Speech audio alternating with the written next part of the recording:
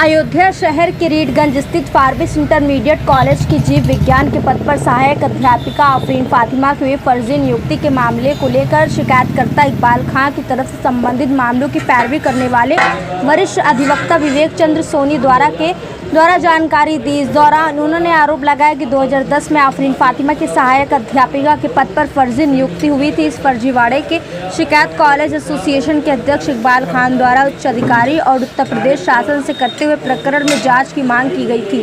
प्रकरण के संज्ञान में आते ही मुख्यमंत्री कार्यालय के आदेश अनुसार विधिवत जांच हुई तो मामले की परत दर परत खुलती चली गई और शिकायत की सही पाए जाने पर शिक्षा निदेशक माध्यमिक उत्तर प्रदेश डॉक्टर सरिता तिवारी द्वारा उत्तर प्रदेश माध्यमिक शिक्षा अधिनियम के अंतर्गत आदेश 22 जुलाई 2022 द्वारा उक्त सहायक अध्यापिका की नियुक्ति 13 सितंबर 2010 को अनियमित, अवैध तथा निराधार घोषित कर दिया था। वहीं आफरीन फातिमा द्वारा उच्च न्यायालय में योजित याचिका रेट पिटीशन 30 मई 2024 को माननीय न्यायालय खारिज कर दिया गया है। फार्बिस इंटरमीडिएट कॉलेज रीडगंज अयोध्या में एक सहायक अध्यापिका श्रीमती आफरीन फातिमा की अवैध नियुक्ति हुई थी वर्ष 2010 में। जीव विज्ञान प्रवक्ता के पद, सहायक अध्यापक जीव विज्ञान के पद पर हुई थी। बाद में हम लोगों के द्वारा जांच की गई माननीय मुख्यमंत्री जी के कार्यालय में। वहां से संज्ञान लेने पर वो जांच प्रमुख सचिव आराधना शुक्ला जी के पास गई। उससे क्रमवार होते हुए अल्टीमेट रिजल्ट जो आया वो ये आया कि जो शिक्षा निदेशक थी डॉक्टर सरिता तिवारी जी, उन्होंने दिनांक फिलहाल उनकी नियुक्ति को अवैध पाया और दिनांक 22/7/2022 को उनकी नियुक्ति को अवैध, बेसलेस और फर्जी पाते हुए उसको निरस्त कर दिया और उसका कंप्लायंस करने के लिए जिला विद्यालय निरीक्षक अयोध्या को भेज दिया। जिला विद्यालय निरीक्षक अयोध्या ने उसका कंप्लायंस करते हुए अपने आदेश दिनांक 8/8/2022 को जो अनुमोदन दिया गया था विद्यालय निरीक्षक कार्यालय द्वारा, उस अनुमोदन को वापस ले लिया। इसके विरुद्ध आफरीन फातिमा जो शिक्षिका थी जिन्होंने फर्जीवाड़ा किया था, अपने पिताजी और कमेटी के सदस्यों की आपसी मिलीभगत से और शिक्षा विभाग के अधिकारियों के मिलीभगत से वो माननीय उच्च न्यायालय में रिट उन्होंने पेश किया।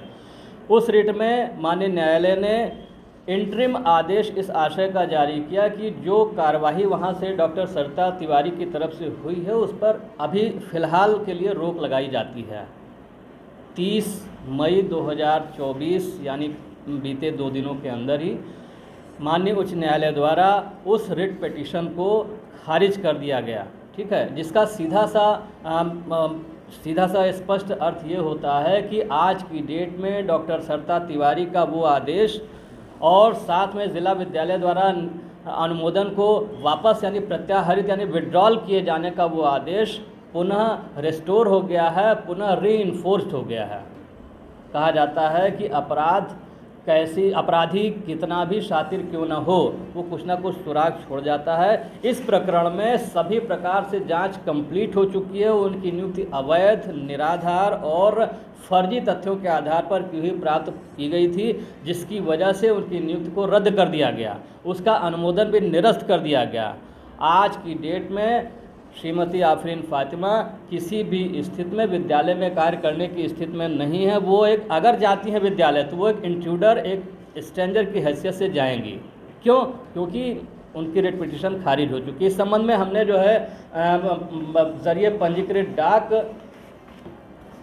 अपर मुख्य सचिव माध्यमिक शिक्षा उत्तर प्रदेश शासन लखनऊ, संयुक्त शिक्षा निदेशक अयोध्या और जिला विद्यालय निरीक्षक अयोध्या को दिनांक 1/6/2024 को जरिए पंजीकृत डाक ये चिट्ठी भेज रखी और मांग की है कि विद्यालय में इनका प्रवेश पूरी तरह से प्रोहिबिट कर दिया जाए।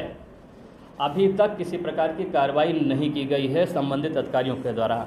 एक बात। दूसरी की जिला कोषागार की कोषाधिकारी महोदया ने प्रकरण का तुरंत संज्ञान लिया और संज्ञान लेने के तुरंत का तत्काल ही उन्होंने उनका जो वेतन आहरण होना था, वेतन निर्गतीकरण होना था, उसको तत्काल प्रभाव से रोक दिया। लेकिन इन अधिकारियों ने अभी तक उस प्रकरण में कोई संज्ञान नहीं लिया। इसकी डिलीवरी हो चुकी है। तो ये एक विशेष सूचना थी जो आफरीन फ़ातिमा के प्रकरण में हम लोगों द्वारा दी जानी थी, क्योंकि ये पूरी तरह से नियुक्ति भ्रष्ट तरीके से और गलत तथ्यों को रख करके और अनियमित कराई गई थी। वो निरस्त हो चुकी है, पिटीशन निरस्त हो चुकी है। आज की डेट में डॉक्टर सरिता तिवारी और जिला विद्यालय निरीक्षक तत्कालीन राजेंद्र कुमार पांडे का दोनों आदेश रीइंफोर्स हो चुका है। उस पर कंप्लायंस होना ज़रूरी है। इनको विद्यालय में प्रवेश करने से, किसी प्रकार का अध्यापन कार्य करने से या और गैर अध्यापन वाले कार्य करने से रोका जाना नितांत आवश्यक है, जिस प्रकार कोषाधिकारी जिला अयोध्या ने कर दिया है। इनका वेतन तुरंत तत्काल प्रभाव से रोक दिया गया है। मेरा नाम विवेक चंद्र सोनी एडवोकेट है।